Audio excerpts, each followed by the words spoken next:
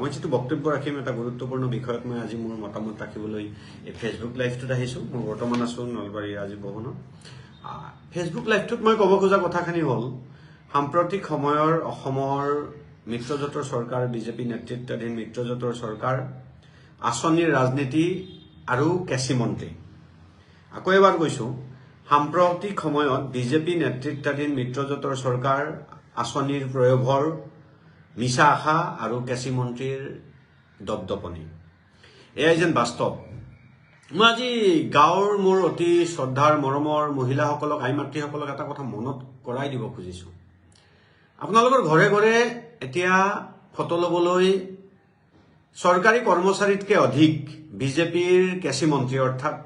গ্ৰাছৰুটত যিসকলে কাম কৰে বুথ পৰ্যায়ৰ তেখেতসকলৰ ব্লক পৰ্যায়ৰ মণ্ডল পৰ্যায়ৰ নেতাসকল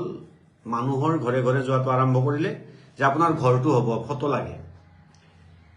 আজি 4-5 বছৰ ধৰি ফটোৰ ওপৰত ফটো লৈ থকা হ'ল বাৰে বাৰে কোৱা হয় আপোনালোকৰ লিষ্টত নাম আছে এইবাৰ ঘৰটো পাব লিষ্টত নাম থকা কিমানটা পৰিয়ালে ঘৰ পালে আপোনালোকে বিচাৰ কৰাৰ কিন্তু সময় হ'ল অযথা আৰু মিছাকে দিম বুলি কৈ বাৰে বাৰে লিষ্টখন বনোৱা বুলি কৈ আপোনালোকক কিন্তু নিদিয়াকে ৰখাই থয় আকৌ এবাৰ ডিজিটেল পদ্ধতিৰ জৰিয়তে আকৌ ফটোগ্ৰাফিৰ কাম আৰম্ভ কৰিলে ঘৰ দিম বুলি একেলগে দিয়া হ'ল অৰুণোদয় ফৰ্ম মোৰ প্ৰশ্ন অসম চৰকাৰলৈ মোৰ প্ৰশ্ন বিজেপিৰ নেতৃত্বলৈ মন্ত্ৰীসকললৈ মোৰ প্ৰশ্ন বিশেষভাৱে গাঁৱত কাম কৰা কেঁচি মন্ত্ৰীসকললৈ কেঁচি মন্ত্ৰী বুলি সেইসকলক মই ক'ব খুজিছো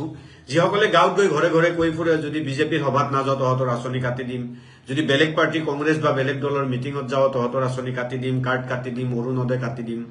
বিজেপিৰ তাত নগলে কাটি দিব বেলেগৰ তাত গলে কাটি দিব এই যেটো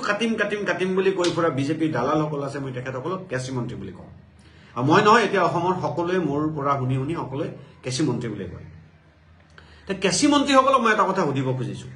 আপোনালোকে আকৌ অৰুণোদয়ৰ ফৰ্ম দি আছে আমাৰ ক'ব লগা নাই গাঁৱৰ মহিলাসকলে আঁচনি পাওক আমি আপোনালোকক ধন্যবাদ জনাম কিন্তু মাত্ৰ 1200 টকা দিয়াৰ নামত যিমান হাৰাশাস্তি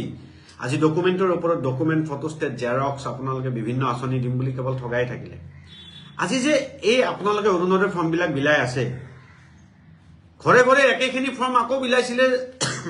যোৱা সংসদীয় নিৰ্বাচনৰ সময়ত সেই ফৰ্মবিলাক ক'ত গ'ল যোৱা সংসদীয় নিৰ্বাচনৰ সময়ত এমপি ইলেকশ্যনৰ সময়ত যিবিলাক ফৰ্ম বিলালে অৰুণোদয় সেই ফৰ্মবিলাকৰ এগেইনষ্টত অসমৰ কোনোবা গৰীব মহিলাই যাক সঁচাকৈ অৰুণোদয়ৰ প্ৰয়োজন তেখেতসকলে অৰুণোদয় আঁচনিৰ অন্তৰ্ভুক্ত হ'ল নেকি তাৰ বিপৰীতে বহুতে বহুমাহ ধৰি অৰুণোদয়ৰ টকা পোৱা নাই একেলগে দিয়াৰ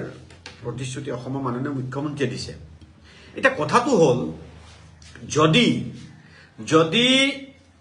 সংসদীয় নিৰ্বাচনৰ আগত আপোনালোকে ফৰ্মবিলাক দিলে কিন্তু সেই মহিলাসকলে অৰুণোদয় আঁচনিৰ অন্তৰ্ভুক্ত নহ'ল আকৌ সেই একেখিনি কেঁচি মন্ত্ৰী দালালে গৈ আকৌ ঘৰে ঘৰে অৰুণোদয় ফৰ্ম দিবলৈ আৰম্ভ কৰিছে এইবাৰ পঞ্চায়ত নিৰ্বাচন আহিছে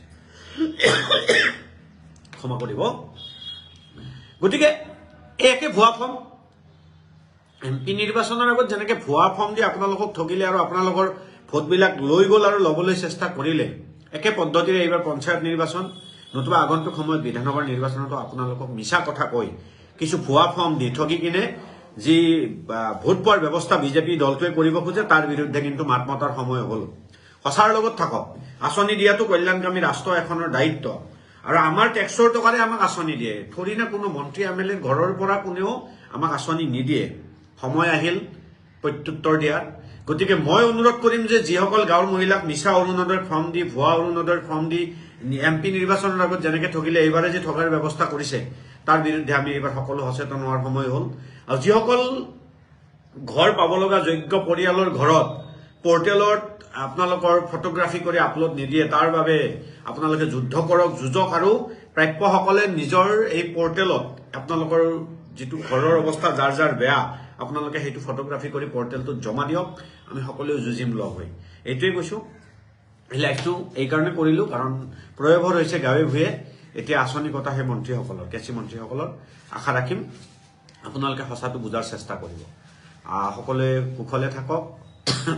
তাকে কামনা কৰি মোৰ অলপ কাহ হৈ আছে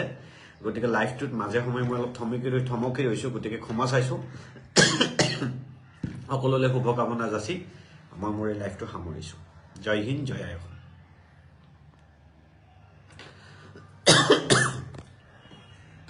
কাজ